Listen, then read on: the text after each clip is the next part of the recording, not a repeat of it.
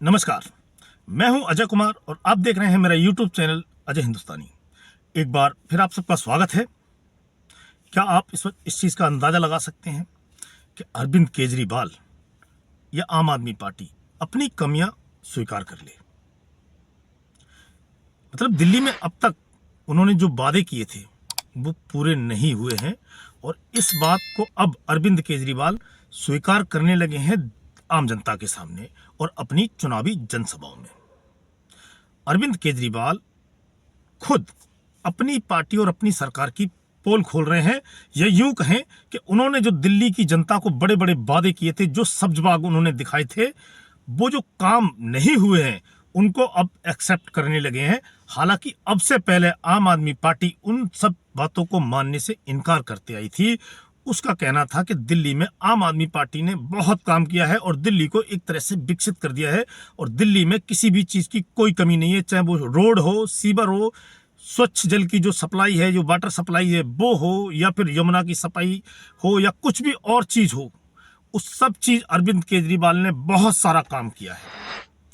अरविंद केजरीवाल की छवि उनकी पार्टी और उनके नेताओं ने ऐसी बनाई थी जैसे विकास पुरुष, कट्टर ईमानदार।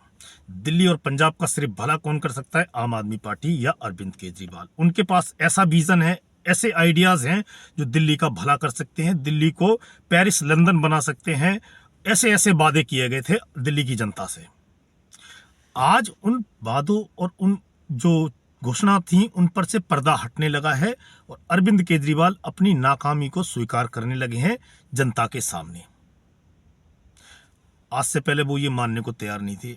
कल पहली बार दिल्ली के पूर्व मुख्यमंत्री और आम आदमी पार्टी के राष्ट्रीय संयोजक ने एक जनसभा में ये स्वीकार किया है कि दिल्ली में जो सीवर व्यवस्था है उसकी हालत बहुत खराब है, बहुत जर्जर हालत में है और जगह जगह सीवर भरे हुए हैं, चौक हो गए हैं और लोगों को इससे बहुत बड़ी परेशानी का सामना करना पड़ रहा है।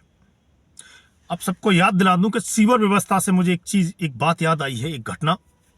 दिल्ली के ओल्ड राजेंद्र नगर यानी कि पुराना राजेंद्र नगर में एक दुर्घटना हुई थी इसी साल बरसात में।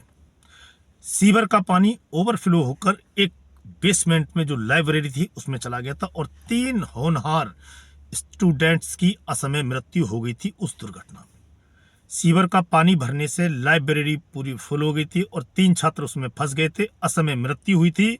और इस मामले पर, इस मुद्दे ने बहुत हंगामा दिल्ली में मचाया था, बहुत हल्ला हुआ था, पर अब लोग बड़ी जल्दी भूल जाते हैं। आज उस मसले का कहीं कोई आवाज़ नज़र नहीं आ रही है। दिल्ली चाहे एमसीडी हो या दिल्ली सरकार हो, दोनों जगह आम आदमी पार्टी का कब्जा है। कोई भी उस मुद्दे पर बात करने को तैयार नहीं है कि दिल्ली में राजेंद्र नगर में 3 होनहार स्टूडेंट की मृत्यु हुई थी सीवर ओवरफ्लो होने की वजह से। आम आदमी पार्टी उस समय अपनी गलती स्वीकार करने को तैयार नहीं थी। वो हमेशा, उनकी एक जो आदत है या उनका जो नेचर है कि जो गलत है वो किसी और पर डाल दो और जो अच्छा है उसका क्रेडिट ले लो, उसी पर वो काम कर रहे थे। और उन्होंने आरोप लगाया था भारतीय जनता पार्टी पे, क्योंकि उससे पहले भारतीय जनता पार्टी का निगम पर कब्जा था। दिल्ली नगर निगम पर भारतीय जनता पार्टी थी, तो भारतीय जनता पार्टी ने नालों की साफ सफाई नहीं कराई, इसलिए ओवरफ्लो हुआ था। अब अरविंद केजरीवाल खुद ये मानने लगे हैं कि दिल्ली में सीवर व्यवस्था बिल्कुल जर्जर हालत में है और चौक पड़े हैं। उन्होंने जनता से अपील की है कि एक मौका मुझे और दो, मैं अगले 5 साल में आपको सीवर व्यवस्था दुरुस्त करके दूंगा। आपको 12 साल लग गए ये जानने में कि दिल्ली के सीवर व्यवस्था बिल्कुल दुरुस्त नहीं है और बहुत खस्ता हालत में है, जर्जर है, चौक पड़े हैं, लोगों को बहुत बड़ी प्रॉब्लम होती है उससे। आपको 12 साल लग गए। आप किसी पर आरोप लगाने में 1 मिनट नहीं लगाते हो, आपको सीवर व्यवस्था पता करने में 12 साल लग गए और अगले 5 साल दिल्ली की जनता आपको क्यों दे?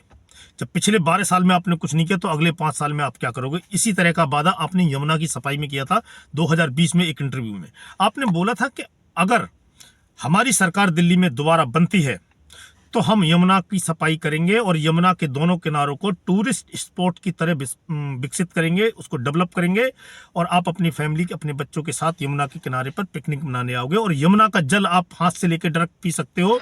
इतना क्लीन और इतना स्वच्छ कर देंगे जब यमुना का पानी। आज यमुना की हालत किसी दिल्ली वाले से छुपी हुई नहीं है। यमुना का पानी पीना तो दूर, आप हाथ नहीं लगा सकते उस पानी को, इतनी बुरी हालत है। और आप दूसरी सरकारों पर आरोप लगाते हो। आपने क्या क्या वादे किए थे, किस किस पर आप खरे उतरे हो, वो रिपोर्ट कार्ड आज आपको जनता को देना चाहिए, ना कि दूसरे राज्यों पर आप आरोप लगाओगे, क्योंकि सरकार आपकी है, नगर निगम में आप हो। पीने का पानी दिल्ली में जो एक बहुत बड़ी समस्या है आम लोगों के लिए, और पानी के बिना तो जीवन भी नहीं है। और दिल्ली में जो वाटर सप्लाई है उसमें सीवर का पानी आता है, उसमें इतनी गंदी स्मेल आती है, इतनी बदबू आती है कि आप उसको हाथ भी नहीं लगा सकते। बहुत सारी जगह ऐसी हैं जहां पर आज भी टैंकर से पानी आता है, और जहां नल से पानी भी आता है वहां बहुत गंदा आता है। ये बात भी अरविंद केजरीवाल ने मानी है कल अपनी जनसभा में। उन्होंने फिर वही जनता से अपील की है कि मुझे 5 साल और दो और मैं ये जो पानी की व्यवस्था है इसको दुरुस्त कर दूंगा। तो पिछले 12 साल में आपने क्या किया है? 12 साल से दिल्ली जल बोर्ड में आप थे, आपकी सरकार के मंत्री थे, उन्होंने क्या किया है? आप अपनी सरकार के मंत्री से पूछिए, आप अपना रिपोर्ट कार्ड दीजिए कि आपने गंदे पानी की सप्लाई जो है उसको रोकने के लिए क्या किया है, और जो पानी की जो सप्लाई लाइन है उनको कितना आपने दुरुस्त किया है। आप दूसरों पर आरोप लगाते रहते हो, आपने इस जो फ्री पानी दिया है पर आपने गंदा पानी दिया है। आप उत्तर प्रदेश के मुख्यमंत्री योगी आदित्यनाथ पर आरोप लगाते हो कि वहां पर ये व्यवस्था ठीक नहीं है। आप अपनी दिल्ली को देखिए, महज एक शहर है दिल्ली। सड़कों की हालत आप सबने देखी है।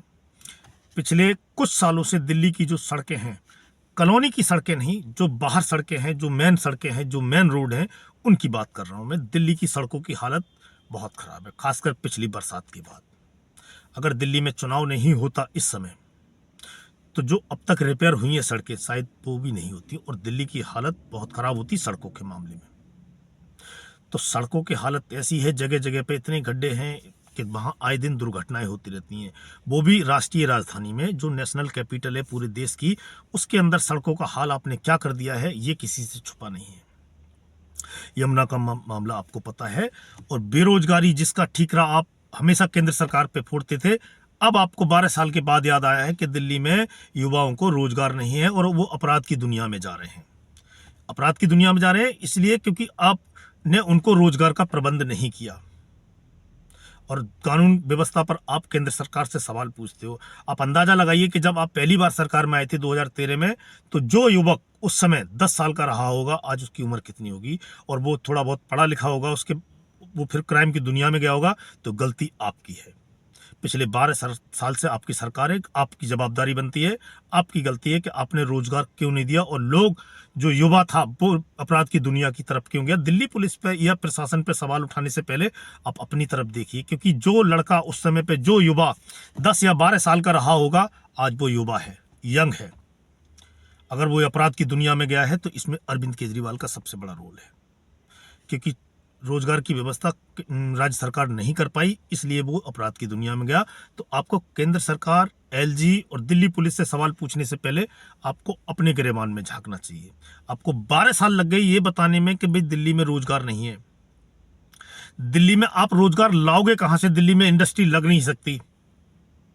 आप कहां से लोगों को रोजगार दोगे? आप झूठे वादे करते हो और फिर बाद में अपनी पोल, अपनी पट्टी खुद खोल देते हो और खुद उसको एक्सेप्ट करते हो और दूसरों पर लांछन लगा के बचने की कोशिश करते हो। अब तक की जो राजनीति थी वो सिंपैथी क्रिएट करने की थी कि केंद्र सरकार, एलजी और बाकी डिपार्टमेंटों पे जो दिल्ली केंद्र सरकार के अंडर आते हैं उन पर आरोप लगाकर आप भाग जाने की कोशिश करते थे। पंजाब में तो आपकी सरकार है, पंजाब में तो फिर क्राइम रेट बिल्कुल जीरो हो जाना चाहिए, और पंजाब में तो अब तक रामराज आ गया होगा, पर ऐसा नहीं है।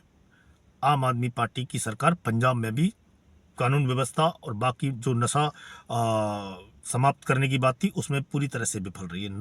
पंजाब में आज भी नशा बिकता है और उड़ता पंजाब आज भी है। जो आपने वादा किया था कि हम 100 दिन में पंजाब से नशा खत्म कर देंगे, वो नहीं हुआ है।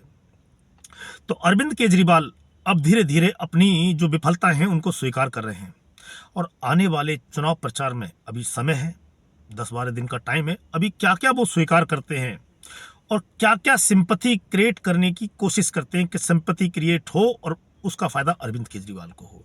दिल्ली में उन्होंने ऐसा कोई भी तबका नहीं छोड़ा है जिसको उन्होंने फ्री का लालच ना दिया हो और फ्री स्कीम उसके लिए घोषणा ना की हो। चाहे वो महिलाएं हों, साधु संत हों, या जो ग्रंथी हैं हमारे वो हों, पुजारी हों, या फिर जो मौलवी मौलाना हैं, डीटीसी की बस यात्रा आपको पता है पहले से ही फ्री है। आरडब्ल्यूए के लिए उन्होंने सुरक्षा कर्मी रखने के लिए भी घोषणा की है कि भाई हम दिल्ली में उनका आरडब्ल्यूए को सहायता करेंगे।